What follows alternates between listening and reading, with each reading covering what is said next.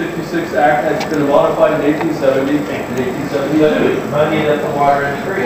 So well, you look in there, you read through the whole act. I encourage everybody to read the black and white writings. I tell people over and over on my internet radio program daily. You got to read this stuff.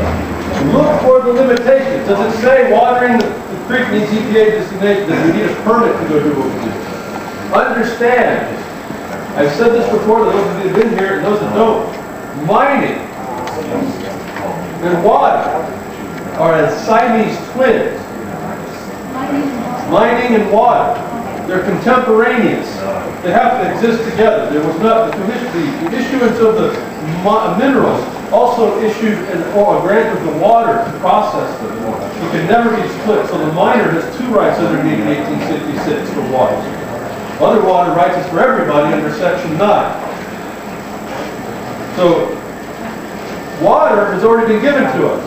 They want to say that the unit you have is called a dredge. I can tell you the River and Harbors Act tell you what a dredge is. It's a channel relocation. We don't do that. They want to describe your machine. I won't go through all the stories. Year after year, we go to show you that that's a business. That's a business secret. Why would I be telling you how I do my process and how I do my profit? That it looks like something doesn't mean that it is. It's not relocating that channel, and it's not subject to some federal project to do so. Now, how you might want to say is because you're not digging into the and deepening the rural channel. Well, channel relocation is what it's at, or channel improvement. You have to be in a project commanded and appropriated from Congress to say that you're moving it someplace else, or you're improving it for the purpose of navigation. What is our purpose? Go! Find it. This is the ditch act. We have the right of the ditch act, I think, if you wanted to go there. That's an interesting way to say it, although it's supposed to be out of the line. It's not supposed to be the channel itself. To carry water. So, we have the right of the water. I want to get to the point about this dredge and why it's not a dredge. How far away we in our current mentality as miners don't know the squat about mining.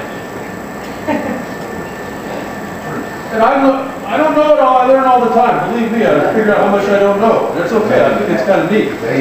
How stupid am I? But I've told you this one before. What's the end where the water goes out of your machine? What's that channel called? A sluice box. Well, that's what we have the name. We're giving a name. What is the channel called?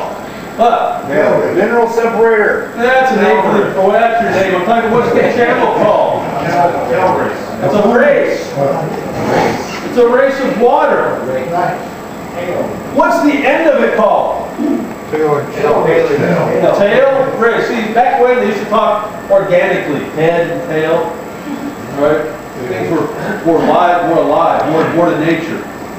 It's a race with a tail. We've got a head box. The head and tail. Listen. Okay, we can describe these things lots of ways. What they don't, the purpose that we do of these are not dredging the channel. What they are is a machine that's the most efficient way to extract the minerals for what they're after. And that channel that they have is not a discrete point source like they want to call it in the Clean Water Act. The government will call these things anything it needs to get you underneath the regulation. Now, you want to talk about what a point source and what's not. So the point source is what they want to go to. I'm trying to show you that actually it's something completely else. We have a race of water in these machines that has a tail. A tail race is, under the mining law, our right to have. As he said, the Ditch Act gives us the right to have a race, a fluid. If we wanted to go here, we could describe all kinds of stuff. A question. Tom Kitsker put it up 5 years ago. Well, what if I pulled the riffles out? Could you regulate it? Because they were talking about the beneficiation process. Big words, don't get lost in those. Just understand this, what the discussions we start getting into. You know, they didn't have an answer that if you had the same box and you pulled the riffles out, whether or not they could regulate it. So that was besides the point. They don't have authority to regulate it. Doesn't matter what's in that box. Doesn't matter how sophisticated I get, how small the concentration is in my stuff. What if I had that on my system? Is it a dredge? No. It's gold circulating. Whatever. Doesn't matter. He made it, he named it. You make it, you name it. You name it, you control it. Now, We have a tail race, the water of which is a contumacious right, not a permission that we need to get. What comes out in the end is our right, too. Okay? And for as many people that sit out there and think that hydraulic mining was outlawed in California, please go back and read those laws. The Comstock Act didn't actually do that, neither did the North Butte case. They didn't say you couldn't hydraulic. What it said is that you couldn't cause waste and nuisance by your tailings. Oh, another tailing, another end of process work. Tailings, tail race. End of the process. End of the process for us. We don't do dredging, we do processing, we do development work with the mineral extraction. Now, lots of words have been flying. For those of you that aren't initiated, I apologize, but this is where we have to start going. When I started seeing this stuff, I kind of disregarded, but for those that don't understand, there's a big threat here. And again, you've heard the tales, which are actual facts of responses. What happens when you're on the river and you're confronted with someone who the Supreme Court says can be too smart to be a cop. And I don't say that as a joke. I say this is serious dangers. And we just had